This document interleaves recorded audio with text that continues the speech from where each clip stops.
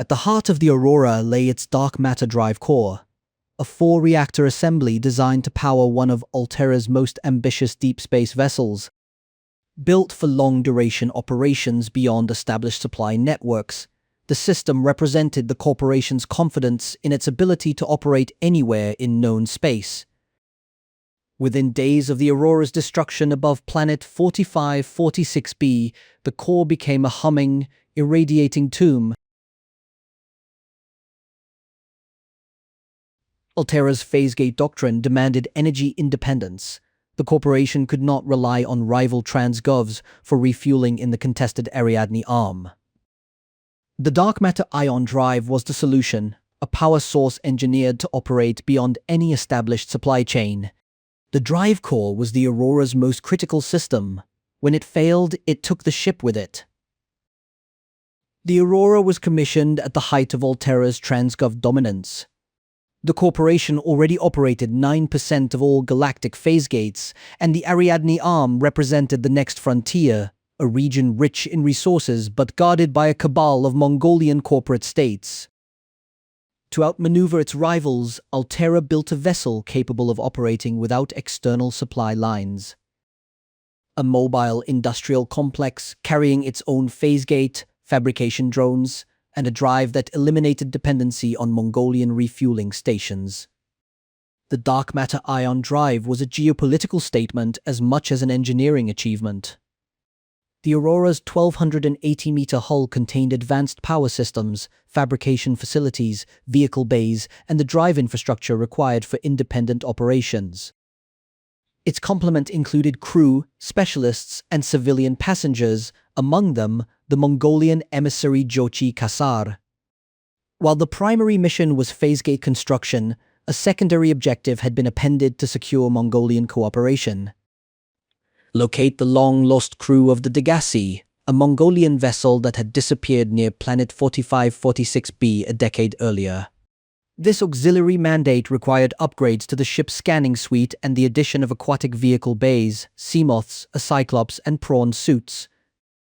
These design compromises, extra mass, reallocated interior volume, would prove fatal when the Aurora's safety systems were tested by an unknown planetary defense network.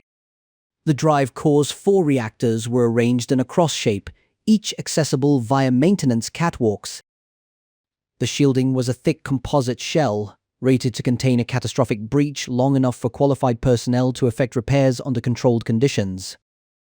When the quarantine enforcement platform's energy pulse struck the Aurora's starboard side, it did not directly hit the core. But the shock of orbital hull failure, followed by uncontrolled atmospheric entry and a high-velocity crash landing, induced stress fractures across the reactor housings. Post-impact damage assessment logged 11 distinct breaches. The ship's automated systems began a standard degradation protocol. The countdown was not measured in the hours or days the designers had anticipated. On day 1, the PDA registered radiation levels exceeding safety margins. On day 2, it reported continued containment degradation. On day 3, the onboard AI declared the core critical, quantum detonation projected within 2 hours. On day 4, the reactor reached supercritical state. The explosion tore through the Aurora's bow, and the countdown dissolved into static. The detonation scattered metal salvage and supply crates across the crash zone, and the radiation bloom expanded to a radius of nearly a kilometer, making the wreck inaccessible without a full radiation suit. The ship's automated logs continued to transmit a single clinical assessment. The Aurora's radioactive fallout will have devastating effects on the alien ecosystem if not contained. The radiation poisoned the water column, killed smaller organisms, and drove surviving fauna to the biome's edges. But an unintended consequence emerged. The irradiated zone slowed the spread of the Kara bacterium in the immediate area. By sterilizing the crash zone, the Aurora's dying core created a temporary ecological buffer, a quarantine no one had planned. 9 Reaper Leviathans established permanent patrol routes through the debris field. The PDA, upon detecting human remains and local predators, issued a terse warning. scans show the digestive tracts of nearby life forms contain human tissues. The evacuation had become a feeding event. No record exists of how many Aurora crew members were consumed. The PDA's count of survivors had already been reduced to 1. The Aurora's interior became a labyrinth of fire, flooding, and radiation. The sole survivor of the Aurora, a non-essential systems maintenance chief named Riley Robinson, eventually made his way to the drive room. The PDA's advisory was characteristically brief: do not attempt repair without appropriate qualifications. One by one, Robinson sealed the 11 breaches. The repair tool, a device that combines scanner and fabricator technologies to rearrange atomic bonds, worked where human hands could not. Each sealed breach reduced ambient radiation. Each repair brought the core one step closer to permanent silence. 3 days after the final breach was sealed, local radiation dropped to background levels. The crash zone became technically accessible, though never safe and never free of the leviathans that had claimed it.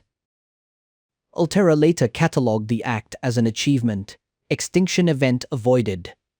The designation's irony, that a non-essential systems maintenance chief had performed the work for which no qualified personnel survived, was lost on no one who understood the ship's crew manifest. The Aurora's drive core was designed to outrun the limitations of established space, to power a vessel that needed nothing from the networks it was built to replace. Instead, it irradiated a kilometer of ocean, fed a population of leviathans, and nearly triggered a planetary ecological collapse before a maintenance chief sealed it breach by breach. The same core also demonstrated that catastrophic failures can be contained. 11 breaches, 11 repairs. Robinson sealed each one. The quarantine enforcement platform still scans the sky. It has not fired since the Aurora fell. It does not need to. Altera's trillion-credit bill for the planet's resources arrived on schedule. The wreck remains where it landed. The Leviathans remain in the debris field. And somewhere in the dark, other vessels have met the same fate, shot down by the same silent weapon, their crews unrecorded, their drive cores still leaking. Reported by ETF Voidrunner 42, Ariadne Armed Scout Mission.